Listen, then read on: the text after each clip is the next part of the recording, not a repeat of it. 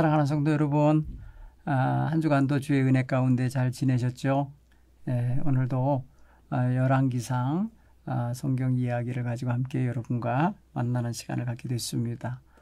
오늘은 열왕기상 14장, 15장, 16장에 있는 간략하게 기록되어 있는 임금들에 대해서 살펴보면서 그 안에서 하나님이 그 왕들에게 무엇을 어떤 것을 바라시고 원하셨었는지, 또 그들은 어떻게 거기에 응답을 했는지 못했는지, 이런 부분들을 살펴보면서 우리 신앙생활을 한번 좀 점검해보는 그런 시간을 갖도록 하겠습니다. 성경은 열왕기상 14장을 한 것 읽고 나머지는 제가 이야기로 여러분과 함께 풀어나가도록 하겠습니다. 여러분들도 성경을 펼쳐보시고 함께 읽으시면 좋겠습니다. 열왕기상 14장 1절로 18절 말씀까지 읽도록 하겠습니다. 그때 여로보암의 아들 아비야가 병든지라. 여로보암이 자기 아내에게 이르되 청하건대 일어나 변장하여 사람들이 그대가 여로보암의 아내임을 알지 못하게 하고 실로로 가라. 거기 선지자 아히야가 있나니 그는 이전에 내가 이 백성의 왕이 될 것을 내게 말한 사람이니라. 그대의 손에 떡 10개와 과자와 꿀 한 병을 가지고 그에게로 가라. 그가 그대에게 이 아이가 어떻게 될지 알게 하리라. 여로보암의 아내가 그대로 하여 일어나 실로로 가서 아히야의 집에 이르니 아히야는 나이가 많아 눈이 어두워 보지 못하더라. 여호와께서 아히야에게 이르시되 여로보암의 아내가 자기 아들이 병들었으므로 내게 물으러 오나니 너는 이러이러하게 대답하라. 그가 들어올 때에 다른 사람인 채 함이니라. 그가 문으로 들어올 때에 아히야가 그 발소리를 듣고 말하되 여로보암의 아내여 들어오라. 네가 어찌하여 다른 사람인 채 하느냐. 내가 명령을 받아 흉한 일을 네게 전하리니 가서 여로보암에게 말하라. 이스라엘 하나님 여호와의 말씀이 내가 너를 백성 중에서 들어 내 백성 이스라엘의 주권자가 되게 하고 나라를 다윗의 집에서 찢어내어 네게 주었거늘 너는 내 종 다윗이 내 명령을 지켜 전심으로 나를 따르며 나 보기에 정직한 일만 행하였음과 같지 아니하고 내 이전 사람들보다 더 악을 행하고 가서 너를 위하여 다른 신을 만들며 우상을 부어 만들어 나를 노엽게 하고 나를 네 등 뒤에 버렸도다. 그러므로 내가 여로보암의 집에 재앙을 내려 여로보암에게 속한 산에는 이스라엘의 가운데에 매인자나 노인자나 다 끊어 버리되 거름더미를 쓸어 버림 같이 여호와 여로보암의 집을 말갛게 쓸어 버릴지라. 여로보암에게 속한 자가 성읍에서 죽은즉 개가 먹고 들에서 죽은즉 공중의 새가 먹으리니 이는 여호와께서 말씀하셨음이니라 하셨나니 너는 일어나 네 집으로 가라. 네 발이 성읍에 들어갈 때에 그 아이가 죽을지라. 온 이스라엘이 그를 위하여 슬퍼하며 장사하려니와 여로보암에게 속한 자는 오직 이 아이만 묘실에 들어가리니 이는 여로보암의 집 가운데에 그가 이스라엘의 하나님 여호와를 향하여 선한 뜻을 품었음이니라. 여호와께서 이스라엘 위에 한 왕을 일으키신즉 그가 그날에 여로보암의 집을 끊어버리리라. 언제냐 하니 곧 이제라. 여호와께서 이스라엘을 쳐서 물에서 흔들리는 갈대같이 되게 하시고 이스라엘을 그 조상들에게 주신 이 좋은 땅에서 뽑아 그들을 강 너머로 흩으시리니 그들이 아세라상을 만들어 여호와를 진노하게 하였음이니라. 여호와께서 여로보암의 죄로 말미암아 이스라엘을 버리시니 이는 그도 범죄하고 이스라엘로 범죄하게 하였음이니라 하시니라. 여로보암의 아내가 일어나 디르사로 돌아가서 그 집 문지방에 이를 때에 그 아이가 죽은지라. 온 이스라엘이 그를 장사하고 그를 위하여 슬퍼하니 여호와께서 그 종 선지자 아히야를 통하여 하신 말씀과 같이 되었더라. 아멘. 사랑하는 성도 여러분, 우리가 몇 주 전에 공부한 내용 속에서 이스라엘 에브라임 지파 사람 가운데 여로보암을 하나님께서 그를 들어서 솔로몬의 나라 10지파를 떼어 그에게 줌으로써 그가 북쪽 이스라엘의 나라를 건설하게 됐던 이야기를 우리가 배웠습니다. 그렇죠. 그때에 하나님께서 아이야 선지자를 통해서 그에게 왕이 될 것이라고 말씀하면서 주셨던 때에 그 하나님의 말씀이 있는데 뭐냐면은 우리가 읽었었던 열왕기상 11장 38절에 이런 조건문으로 말씀하신 게 있었어요. 내가 만일 내가 명령한 모든 일에 순종하고 내 길로 행하며 내 눈에 합당한 일을 하며 내 종 다윗이 행함같이 내 율례와 명령을 지키면 내가 너와 함께 있어 내가 다윗을 위하여 세운 것 같이 너를 위하여 견고한 집을 세우고 이스라엘을 내게 주리라. 이렇게 말씀하셨어요. 이거는 굉장히 중요한 약속이자 조건 문장이죠. 조건인데 그 조건은 내가 갖춰야 내가 지켜야 될 문장 조건문이 있었어요. 그게 뭐예요? 하나님이 명령한 모든 일에 순종해야 되는 거. 하나님이 명령하신 명령과 법도와 율례를 지키는 거예요. 한마디로 말하면. 근데 그렇게 지켰던 사람 다윗과 같이 살아야 되는 거였어요. 그럴 때 하나님이 그 왕가와 그 나라를 견고하게 하시고 지켜주시겠다고 했었는데 오늘 성경을 보니까 여로보암이 그렇게 못 살았잖아요. 여로보암이 참 하나님의 법도에서 벗어나서 북쪽 이스라엘의 단과 베델에 송아지 우상을 만들어서 백성들을 그리로 인도하고 그것을 섬기게 만들었잖아요. 결국은 뭐냐면 여로보암이 악을 행하였고 자기만 악을 행한 것이 아니라 다른 사람 곧 백성들도 악을 행하도록 이끌었습니다. 이게 큰 범죄였기에 하나님은 이 범죄를 여로보암의 집의 범죄로 보신 거예요. 그러니까 한 집안의 큰 범죄로 보고 그 집안을 땅에서 끊어져 멸망당하게 하실 계획을 갖고 계신 거예요. 참 여로보암이 왕이 되어서 22년을 다스리거든요. 근데 그 22년이 하나님의 뜻에 합당한 그런 기간이면은 정말 좋았으려니만 그러지 않고 정말 하나님이 명하지 아니한 우상 숭배와 죄악으로 점철된 그런 시간이었던 거예요. 그는 나름대로 평민이 왕이 됐으니까 그 정권을 지키고 싶어서 안정되게 하려고 자기 나름대로 수단과 방법을 동원하여 이룬 것이 금송아지를 북쪽과 남쪽에 세워서 백성들을 남쪽 예루살렘으로 못 내려가게 그렇게 단과 베델의 우상 숭배를 만들어낸 거 아닙니까? 그렇게 하도록. 그런데 하나님은 그 모든 것을 악하게 보셨어요. 악하게. 그래서 그때에 그 하나님께서 그 가정에 대한 심판을 계획하고 계시고 있었어요. 오늘 성경 본문은 그때에라고 표현을 했는데 여로보암이 이 악한 길에서 떠나지 아니하고 하나님의 선지자마저도 속여서 죽게 만드는 일을 그렇게 했던 그런 일들을 마친 때 그때에 그 아들 아비야라고 하는 왕자가 병이 들어 있었다는 거예요. 그때에 그의 아내를 변장시켜서 남쪽 실로 성소에서 있는 아이야라고 하는 선지자를 찾아가서 이 아이가 병에서 나을지 어떻게 될지 가서 좀 알아오라고 보냈습니다. 아이야는 이 여로보암과의 관계 속에서 옷을 쪼개서 10조각을 넘겨줬던 선지자, 여로보암이 이스라엘의 새로운 왕이 될 것이라고 하는 하나님의 신탁을 전했던 그 선지자예요.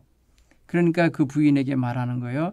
그는 이전에 내가 이 백성의 왕이 될 것을 내게 말한 사람이니라. 곧 자기를 임금되게 하는 데 있어서 마중물 역할을 하고 자기를 세워낸 사람이라는 것을 알고 그에게 부인을 보내는 거예요. 가서 병 들어있는 자기 아들이 어떻게 될지 이 병이 들었는데 와서 물어라.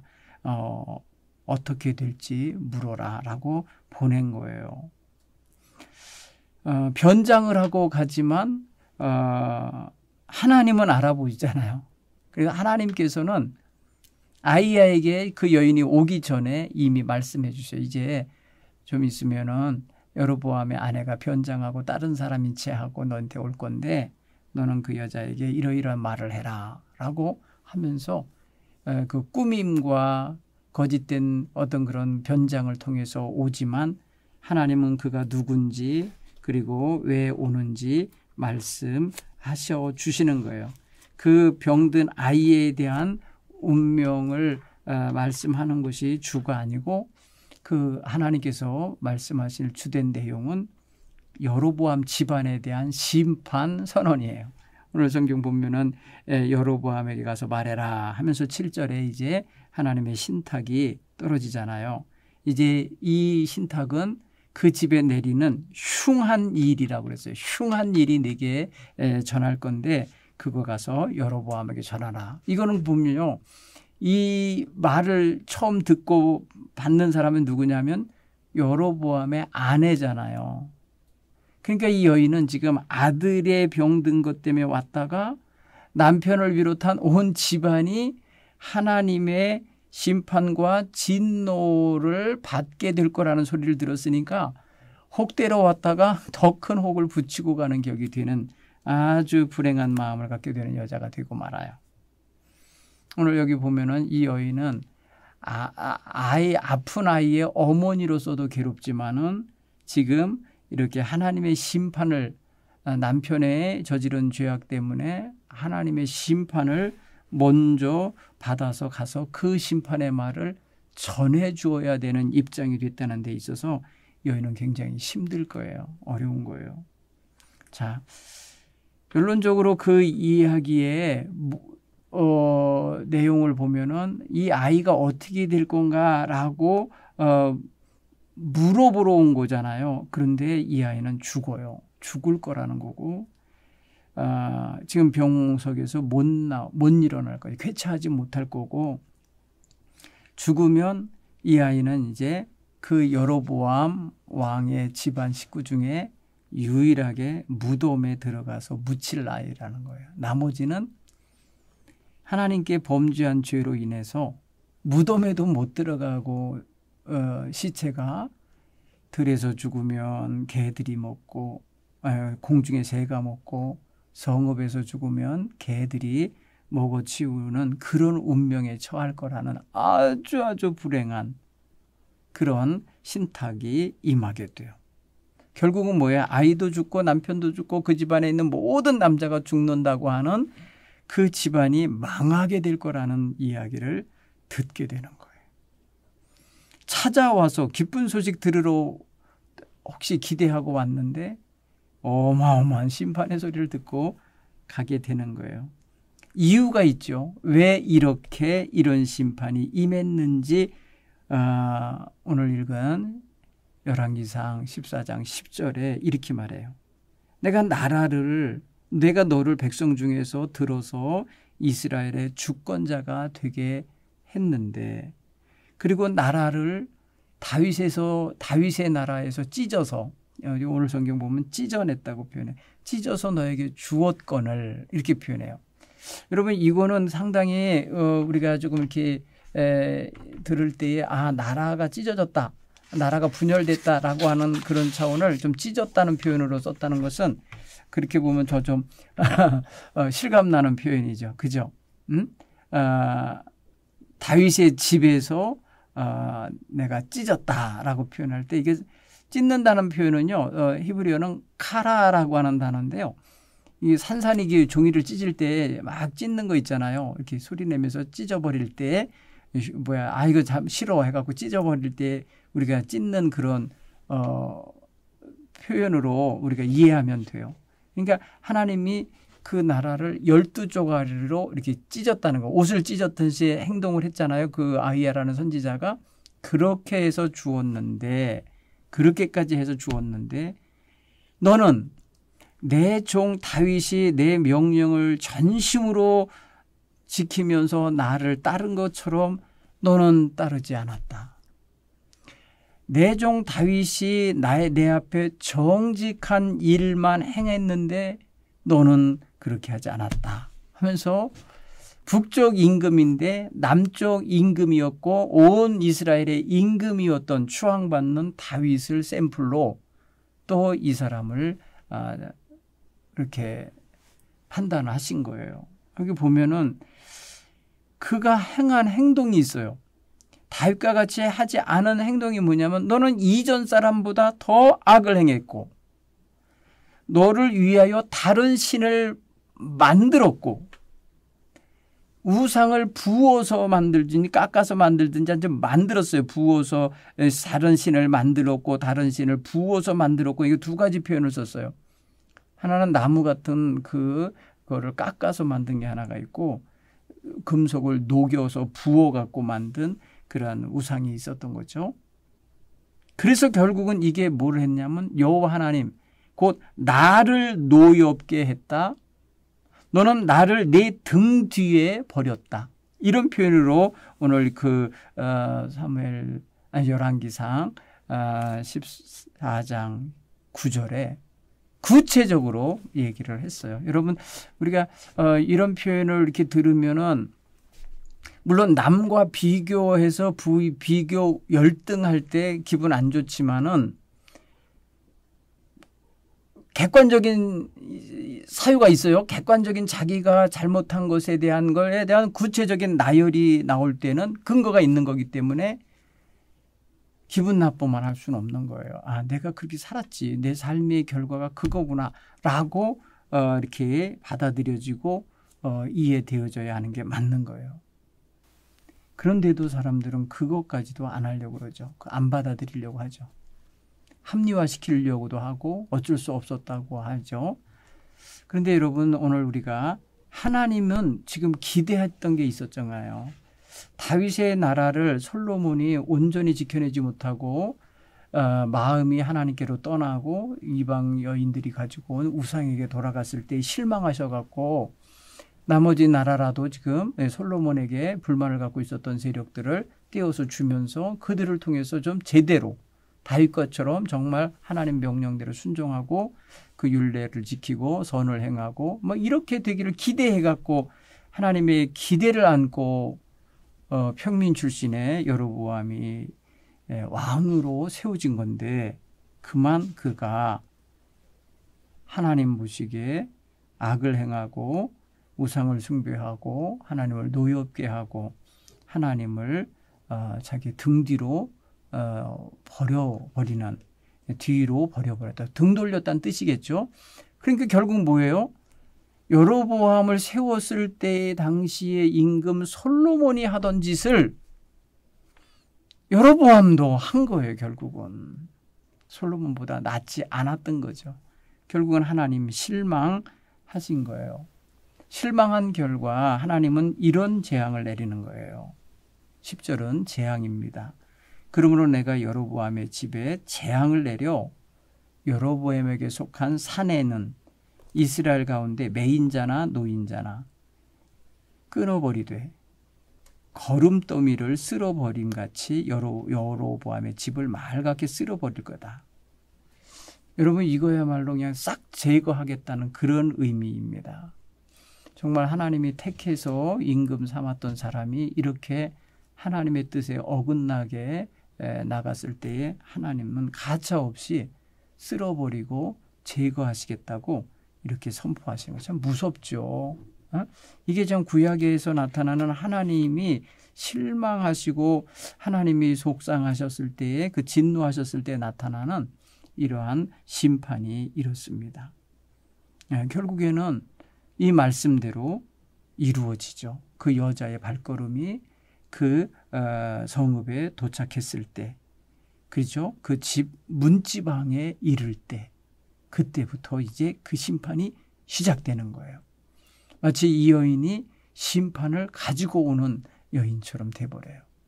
하나님의 심판 선언을 듣고 오는 거잖아요. 그래서 이 여인이 마침내 그의 집 문지방에 이를 때에 아파하고 있던 그 아들이 죽고 이스라엘 백성들이 모두 슬퍼하며 장사를 지낸다. 곧 무덤에 이 아이는 묻혀요. 근데 이게 바로 이 집안의 마지막 묘실로 들어가는, 묘에 장사하는 마지막 사람이 된다는 거예요. 나머지는 아까 성읍에서 죽으면 개가 먹고 들에서 먹으면 공중의 새가 먹게 하겠다고 하는 이 기가 막힌 심판이 이루어지겠죠. 근데 오늘 보니까 성경은 이렇게 말해요. 18절에 여호와께서 그 종 선지자 아이야를 통하여 하신 말씀과 같이 되었더라.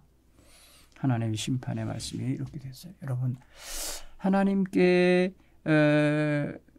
이렇게 선택받고 하나님께 기대받고 하나님이 약속을 허락하시면서 축복의 자리에 앉혀 왕이 되게 하셨으면 우리는 정신을 차리고 하나님 뜻에 합당하게 살려고 할 것 같은데 여로보암은 그러지 못했어요. 여로보암은 솔로몬보다 더 낮게 되기를 기대했는데 그러지 못했어요. 물론 그것은 하나님이 시키지 않은 일을 해내기 때문에 그래요. 하나님이 허락하지 않은 제단을 만들었잖아요. 그리고 거기에 금송아지 우상을 만들어 세웠잖아요.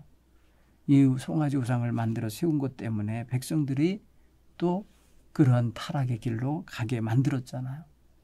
그러니까 지도자로서 세움받은 사람이 지도자에게 주어진 하나님의 명령과 법도를 외면하고 자기 주관대로 자기 뜻대로 마음대로 행하니까 결국에는 자기도 망하고 자기 집안도 망하고 자기 나라도 망하는 그런 기가 막힌 현실에 놓이게 돼요. 이 사람은 그래서 이제 22년 왕노릇하다가 결국에는 비참한 꼴을 보고 이제 죽는 건데 그의 아들 나답이라고 하는 아들이 왕이 돼요. 그래서 이 나답이라는 아들이 이제 왕이 돼 갖고 잠시 이제 다스리게 됩니다. 근데 이 나답이나 여로보암이나 보고 듣고 그 경험한 게 다 그거니까 그것에서 더 나아지는 삶을 살지 못하는 것을 보게 됩니다. 자, 성경은 또 이렇게 이제 북쪽 나라 망하는 이야기를 잠깐 비춰주고 다시 남쪽 이야기를 합니다. 남쪽은 누가 지금 다스리고 있냐면은 솔로몬의 아들 르호보암이 임금이 돼서 이스라엘을 남쪽 유다 왕국을 다스리게 돼요. 그런데 이 르호보암은 베냐민 지파 한 지파만을 이제 얻었기 때문에 자기가 속한 유다 지파까지 두 지파겠죠. 그 지파가 이제 하나님 앞에 좀 바르게 서면 좋은데 역시 남쪽에 있는 르호보암도 더 낫지 않아요. 북쪽 이스라엘 왕 여로보암 초대 임금이 22년 다스리는 동안에 남쪽 이 르호보암은 17년 다스려요. 그러니까 먼저 죽어요. 남쪽에 있는 솔로몬의 아들이 먼저 죽어요. 북쪽의 나라가 엉망이 될 때 남쪽도 역시 엉망된 채로다가 임금이 죽습니다. 그래서 성경에 보면은 이 남쪽 임금 솔로몬의 아들 르호보암 얘도 역시 죄를 짓고 하나님의 뜻에서 멀어져서 하나님을 노엽게 했다고 성경은 말하는데요. 성경 열왕기상 14장 22절 23절에 보면 그렇게 말해요. 유다가 여호와 보시기에 악을 행하되, 이 유다라는 게 뭐냐면 르호보암이 다스리는 유다 왕국을 말해요.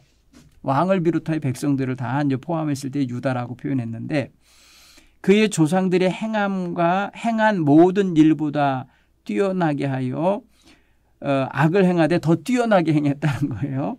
그 범한 죄로 여호와를 노엽게 하였으니 이는 그들도 산 위에나 모든 푸른 나무 아래에 산당과 우상과 아세라상을 세웠음이라. 또 그 땅에 남색하는 자, 이게 이제 동성애예요. 남색하는 자가 있었고 여호와께 이스라엘 자손 앞에 쫓아내신 국민의 모든 가증한 일을 그 무리가 본받아 행했더라. 그 땅에서 쫓겨난 사람이 뭐예요? 가나안 족속들이잖아요. 우상 숭배하면서 더럽게 살던 백성들을 다 하나님께서 이제 사사시대를 통해서 아니면은 여호수아 때 다 쫓아냈던데 그런 모습을 다 도로 가져와서 그냥 완전히 이방화 돼버린 거예요. 그러니까 북쪽 나라도 하나님을 실망시키고 남쪽 나라도 하나님을 실망시키고 있는 그런 이야기가 나와요. 그렇죠? 그래서 하나님은 남쪽을 심판하시는 장면이 나오는데 그게 다른 게 아니라 르호보암이 이제 왕된 지 5년 때쯤에 무슨 일이 벌어냐. 애굽에서 애굽 왕 시삭이라는 자가 쳐들어 올라와요. 이 시삭은 말이에요. 그런 면에서 보면 상당히 뭐랄까요. 이제 호시탐탐 유다 왕국을 노리고 있었던 것 같아요. 와가지고 이스라엘 유다 왕국을 쳐들어와서 예루살렘을 그냥 박살 내버리죠. 그 속에 있는 것들을 다 가져가 버리죠. 그래서 여호와의 성전에 있는 보물도 훔쳐가고 왕궁 보물도 다 뺏어가고 또 솔로몬이 만들었던 금방패가 있었어요. 그 호위 무사들이 다 들고 있는 번쩍번쩍하는 그 금덩어리로 만든 그 금방패를 다 뺏어갔어요. 그러니까 이제 완전히 거덜난 거예요. 왕궁 거, 성전 곳간이 다 털린 거예요. 여러분 이 고대의 전쟁이라는 게 뭐겠어요? 어느 나라 힘없는 나라, 힘 있는 나라가 쳐들어와서 다 뺏어가고 끌어가고 종삼아가고 하는 게 그런 전쟁의 모습이잖아요. 그런 전쟁 참화를 겪게 됩니다. 그래서 이 르호보암도 아주 초라한 17년의 생활을 하는데 그 17년 동안 북쪽에 있는 여로보암의 나라와 전쟁이 끊이질 않아요. 성경 보면은 30절에 르호보암과 여로보암 사이에 전쟁이 항상 있었다는 거예요. 여러분 전쟁이 항상 있으면 힘든 건 누굽니까? 백성들이에요. 임금들이 자기들의 어떤 그런 자존심 때문에 권력 다툼 때문에 아니면 뭐 이런저런 이유 때문에 싸움을 한다 그러면 거기 동원되는 건 백성이거든요. 그 백성들이 정말 이 22년 동안 여로보암이 다스리는 북쪽 22년 남쪽은 그와 겹쳐 있는 17년 내내 고생했다는 거죠. 결국 이렇게 돼가지고 유다에는요 네 번째 임금인 누가 되느냐 아비얌이라고 하는 왕이 등장합니다. 근데 이 왕은 3년밖에 못 다스려요. 그런데 그 3년이나마 지 아버지 르호보암이 이미 행한 모든 죄를 행하고 그의 마음이 그의 조상 다윗의 마음과 같지 아니하여 그의 하나님 여호와 앞에서 온전하지 못하였다. 성경은 이렇게 말해요. 그러니까 이제 다윗에게 있어서는 누구냐면 증손자죠. 증손자가 이제 임금이 됐는데 역시 손자인 르호보암과 같은 그런 죄를 그대로 답습하면서 짓더라 이거예요. 여러분 이게 악습을 끊어야 되는데 하나님 앞에 바로 서려면 대대로 이렇게 흘러오는 윗대로부터 내려오는 악습을 끊어버릴 수 있는 결단력이 필요하거든요. 그런데 이 아비암이라는 이 임금도 역시 그 악습을 끊지 못해요. 그렇지만은 하나님께서 다윗을 위해서 예루살렘에서 등불이 꺼지지 않도록 유지하게는 하십니다. 그렇죠. 사실 다윗은 일평생 하나님 앞에 그 햇사람 우리아의 아내를 취하여 밧세바를 취하는 일을 보시기 그런 일을 한 것 외에는 하나님 앞에 정직하게 행했다고 성경은 말하거든요. 오늘 이 아비암이라고는 증손자 이야기를 하면서 그 이야기가 들어있어요. 15장 5절에 이는 다윗이 햇사람 우리아의 일 외에 평생의 여호와 보시기에 정직하게 행하고 자기에게 명령하신 모든 일을 어기지 아니하였습니다. 그래서 예루살렘의 명맥이 끊어지지 않게 등불이 꺼지지 않게 하는 이유는 다윗 때문인 거예요. 자, 여기 이 르호보암과 여로보암 사이에 평생 전쟁이 있었다고 했잖아요. 근데 3년, 그 이후에 3년 더 다스리고 있었던 아비암, 그 손자죠. 아들이죠. 아비암 시대도 역시 여로보암과 전쟁하다가 아비암은 또 죽어요. 그러니까 이제 우리 쪽에 여로보암이 혼자 22년 다스리는 사이에 남쪽은 르호보암과 아비암이라는 두 사람이 왕위에 왔다가 갑니다. 벌써 죽어요. 그래서 여로보암이 아직 이제 죽기 1년 전, 여로보암이라는 저쪽 북쪽에 22년 다스렸다고 하는 그 임금이 죽기 1년 전에 남쪽에는 그나마 조금 정신을 차린 그런 임금 하나가 세워집니다. 그게 다른 게 아니라 누가 되느냐. 아사라고 하는 사람이 등장합니다. 아사도 역시 다윗의 자손 가운데 좋게 평가받는 사람 가운데 한 사람입니다. 그 사람에 대한 소개가 이제 열왕기 상 15장에 이야기가 등장해요. 아비암이라는 사람이 뭐랄까요, 3년밖에 못 다스리고 죽었으니까 그 다음 이제 아마 왕자가 또 왕의 대를 이어받은 것 같습니다. 그래서 9절에 이렇게 되어 있어요. 15장 9절을 제가 읽어볼게요.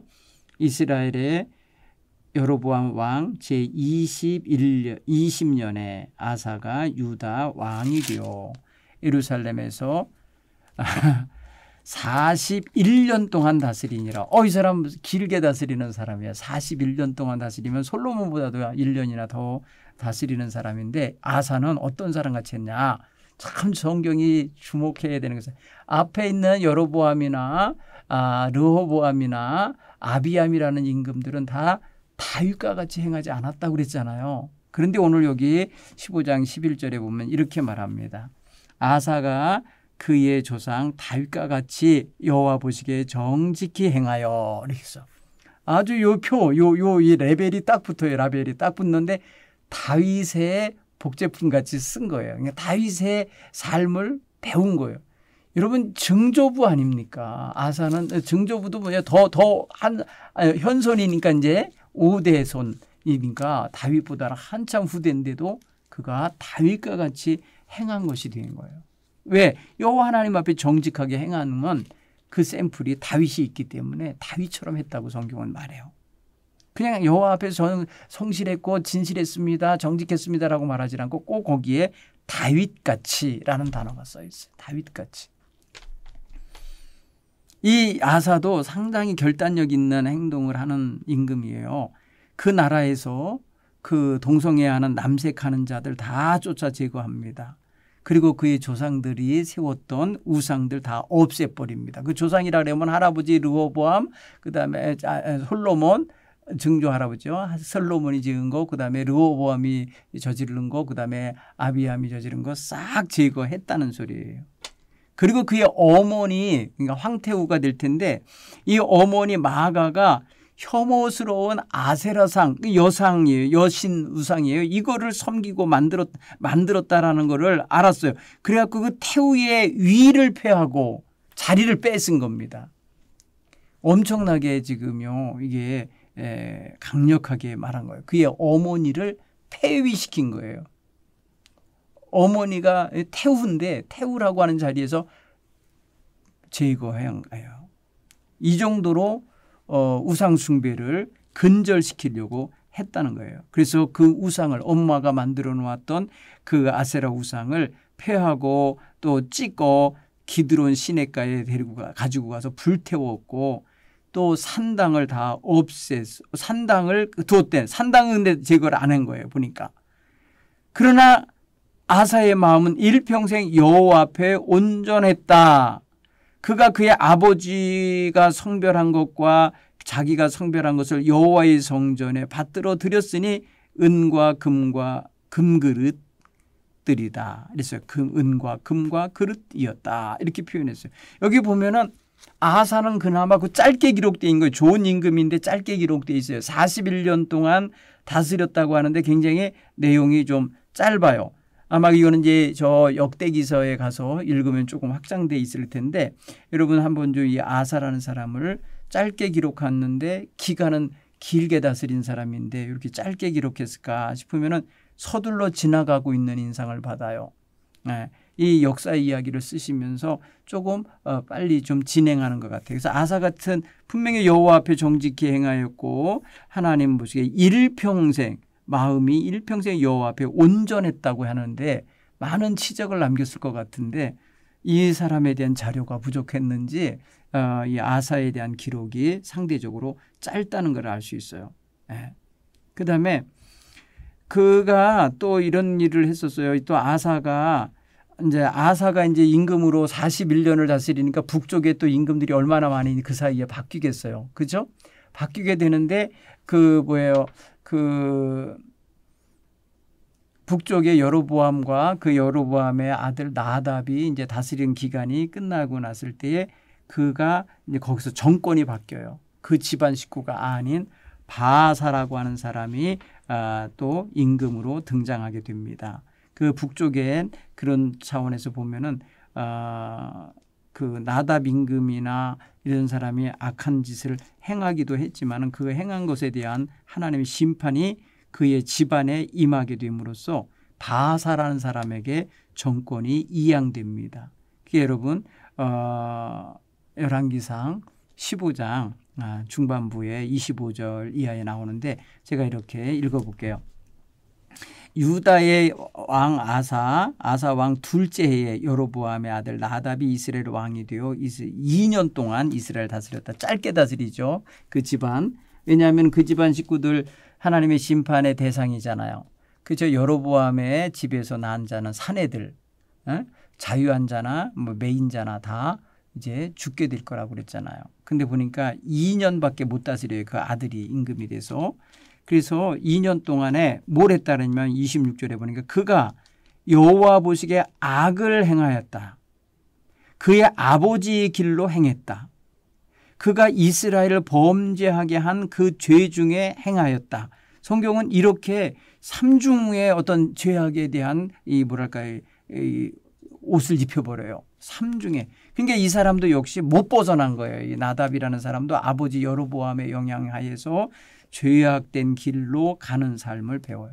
아버지가 22년 왕노릇하는 동안에 보였던 그 행위를 보고 자랐을 테니까 이 아들도 역시 그 길로 가게 되더라는 거죠.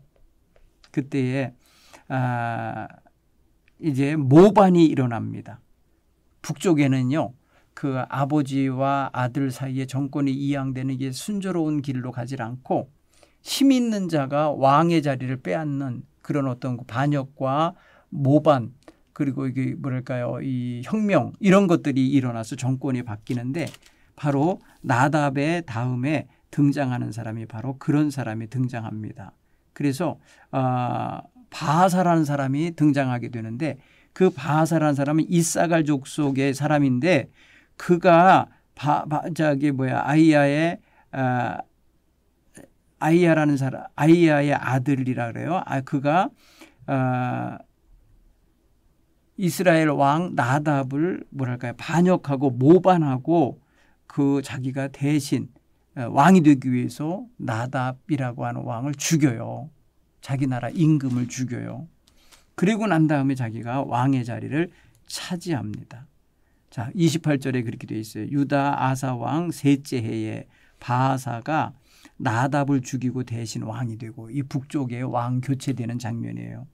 왕이 될 때에 여로보암 온 집을 쳐서 생명 있는 자는 한 사람도 남기지 아니하고 다 멸하였는데 결국 뭐예요? 하나님이 아이야 선지자를 통해서 예언한 이야기가 그의 여로보암과 그의 아들 때에 아들이 2년 왕 노릇하는 사이에 반란이 일어나게 되고 모반 사건이 일어날 때에 여로보암의 온 집을 쳐서 그 집에 있는 생명 있는 자는 한 사람도 남기지 않고 다 죽였대요.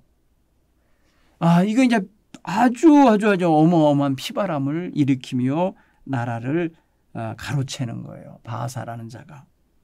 그런데 이게요. 성경은 말해요. 여호와께서 선지자 아이야 그 실로 사람 아이야를 통하여 하신 말씀과 같이 되었으니 성경은 이렇게 말해요. 결국 뭐예요? 하나님께서 정권 교체 내지는 이런 거를 암시하고 있었던 거였어요. 그러니까 그 집에 있는 사내는 다 죽게 될 거다라고 하는데, 야, 이렇게 하루 아침에 그냥 반란이 일어나가지고 몽땅 다 죽임당하는, 바하사라는 사람에 의하여 몽땅 다 죽임당하는 그런 사람이 됐다는 거죠.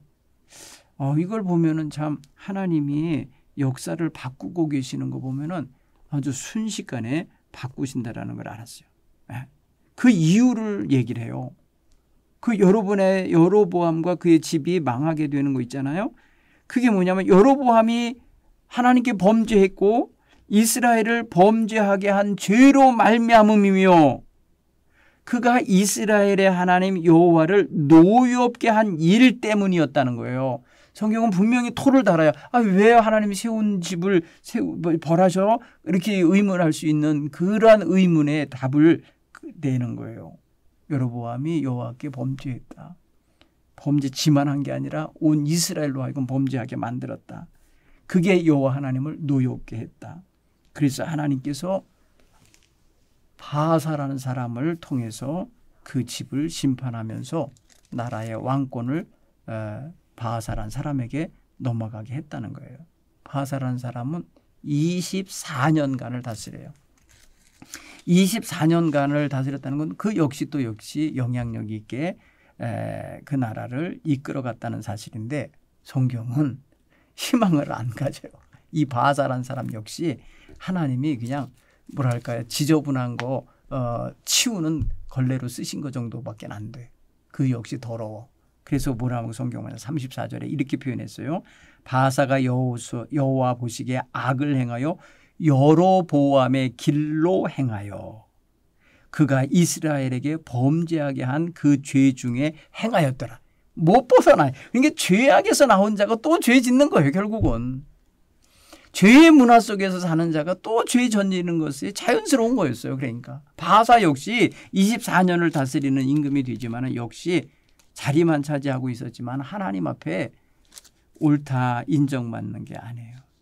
그때에 하나님의 말씀이 하나님의 아들 예후라는 사람에게 임합니다. 그 임한 내용은 보면 바하사 그 24년 동안 범죄한 길로 가고 있는 사람을 꾸짖는 말이에요. 내가 너를 티끌에서 들어 내 백성 이스라엘 위에 주권자가 되게 하였거늘 내가 여로보암의 길로 행하며 내 백성 이스라엘에게 범죄하게 하였은즉 그 죄로 나를 노엽게 하였은즉 내가 너 바하사와 네 집을 쓸어버려 네 집이 느밧의 아들 여로보암의 집같이 되게 하리니 바하사에게 속한 자는 성읍에서 죽은 자는 개가 먹고 그에게 속한 자가 들에서 죽은 즉 공중의 새가 먹으리라 하셨더라. 여러분 보세요. 바하사 집안도 역시 하나님의 축복을 받는 집이 아니고 심판을 받는 집이 된다는 것을 성경은 말해주고 있어요. 여러분 실제로 보면은 바하사가 24년을 다스리고 죽을 때에 그 범죄를 안고 죽잖아요. 갖고 있잖아요. 행하고 있잖아요. 그 아들 엘라라는 자가 이제 임금이 되어 엘라라는 사람도 임금이 돼가지고 갈 때 역시 그 역시 아버지 바하사가 행했던 일들이 그 삶 속에도 그대로 전이 되듯이 들어가요. 여기서도 이 바하사의 아들 엘라도 2년밖에 못 다스려요. 2년 동안 다스리는 사이에 또 모반이 일어나요. 여러분 모반이 일어나는데 그때는요 군대를 이렇게 통솔하던 군대 사령관 중에 한 사람이 반역을 해요. 시므이라는 사람이 반역을 해서 임금이다. 내가 임금이다. 라고 하면서 이스라엘의 임금으로 들어서는 사건이 하나 벌어져요. 그러자 이 바하사라는 시므이라는 사람이 군대 있잖아. 자기 군대 이끌고 있었던 병사들을 이끌고 와가지고 엘라라고 하는 그 왕을 제거하고 자기가 이제 왕이 된단 말이에요. 왕이 되니까 또 다른 쪽 사령관이 또 있잖아요. 반반씩 나눠서 있었는데 다른 쪽 군대 사령관인 오므리라는 사람이 뭐야? 왜 네가 왕이 돼? 하면서 화가 났는지 자기도 또 보반을 일으켜요. 이래갖고 7일 만에 왕권이 또 바뀌어요. 여러분 북쪽의 임금은요. 시므이라는 사람은 7일짜리 임금이에요. 그 이후에 바로 이 시므이의 모반 소식을 듣고 왕을 죽였다는 소식을 듣고 아마 왕편에 서 있었는지 모르지만 이 사람이 자기 군대를 또 데리고 와갖고 오므리라는 사람이 이스라엘의 왕으로 등극해버려요. 그래갖고 결국은 시므리라는 자가 이제 이렇게 차지하고 있는 성읍을 함락을 시켜버리고 불질러버리죠. 그리고 그를 죽여요. 왕 됐다 7일 만에 죽는 불행한 임금이 북쪽에 등장하게 됩니다. 보세요. 여러분, 북쪽에 있는 임금들은 정통성이 아버지와 아들 사이로 이렇게 이어져 가면서 대를 잇는 왕가가 아직 형성 안 된 거예요. 다 2대 만에 끝났어요. 여로보암은 여로보암과 나답에서 끝났고, 바하사는 바하사와 엘라에서 끝났고, 그죠? 그 다음에 시므리라는 자가 등장했다가 7일 만에 끝났고, 이제 오므리라는 자가 등장을 해요. 여기서 이제 오므리 왕조가 등장을 하는데 이게 바로 누가 나오느냐. 오므리 다음에 등장하는 게 이제 다음 주에 공부하겠지만 아합이 나와요. 아합. 자, 그렇게 보면은 북쪽의 나라는 콩가루 집안의 왕들이 등장하는 거예요. 그래가지고는 힘 있는 자가 이제는 왕권을 차지하는 그런 형국이 되고 말아요. 그래갖고 만들어져 가는 게 바로 이제 오므리 왕조. 그래서 아합의 집안이 나오는데 이들 또한 나중에 보면은 심판받잖아요. 이야기 성경은 길게 기록하고 있는데 다 죄야. 그죠? 죄악을 저지르고 백성들 가운데 바알 우상과 아세라 우상을 섬기게 만드는 그 이세벨이라고 하는 뭐랄까요? 부인을 데려와 갖고 그 여인으로 인해서 나라가 엉망이 되잖아요. 그 당시에 활동하는 예언자가 바로 엘리야입니다. 자, 오늘 이게 역사 초반 이야기를 이렇게 이제 간단하게 이야기 형식으로 14장, 15장, 16장을 읽었어요. 여러분 한번 읽어보면서 야, 이게 뭔가 하나님을 이렇게 실망시켜도 되나? 하나님의 백성이. 여러분 지금 남쪽 나라와 북쪽 나라라고 우리가 분리돼서 무슨 이런 이야기를 하지만 실제로는 야곱의 12지파 아닙니까? 그죠? 이스라엘이라 이름 지어진 야곱의 12지파 아닙니까? 그러면 하나님 백성 아니에요. 하나님의 애굽에서 구원해내고 가나안 땅을 허락해 주신 하나님의 약속의 백성 아닙니까? 그런데 지금 왕권이 몇 번 이렇게 옮겨가는 동안에 완전히 하나님과는 무관한 백성같이 변질되어 있고 타락해 있는 걸 보잖아요. 여러분, 우리가 기독교 신앙을 처음에 가질 때 정말 기독교 신앙인의 삶의 정체성을 가지고 본분을 다 지키면서 살려고 애쓰면서 사회에서 구별되게 살던 모습을 갖던 시절이 있었어요. 지금은 이제 너나 뭐 할 것 없이 그냥 교회 생활이나 일단 기독교에 대한 어떤 지식이나 이런 경험이 좀 있어서 그런지 몰라도 얼마나 타성에 젖어 있고 얼마나 세속화되어 있고 얼마나 지금 하나님 백성답지 않게 그렇게 흐트러져 있는가 이런 걸 보게 되거든요. 오늘 저와 여러분 왜 하나님이 이렇게 실망하실까 생각해 보면서 우리 자신도 처음 하나님께로부터 받았던 신앙의 그런 어떤 부르심 그리고 거기에 합당한 응답의 생활이 있다면 끝까지 잘 지켜가면서 하나님의 기대하시는 게 뭔지 하나님의 뜻에 합당하게 사는 게 뭔지를 계속해서 묻고 찾고 구하면서 가야 될 줄 믿습니다.